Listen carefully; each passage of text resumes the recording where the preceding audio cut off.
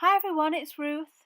Today I'm showing you some new Ejiubas stamping plates. I think that's how you pronounce it. I don't know.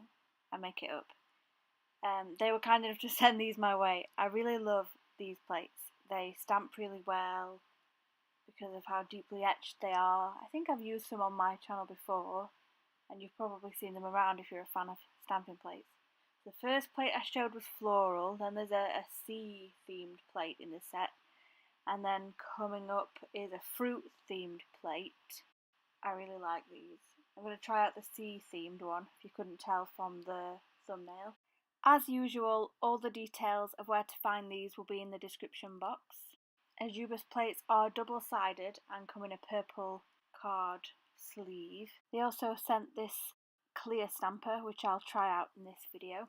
It's a smaller one, but big enough for medium length nails maybe, and a scraper that goes with it.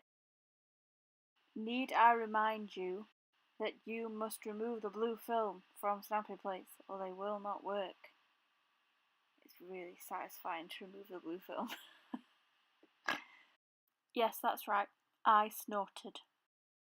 Hope you enjoy the video.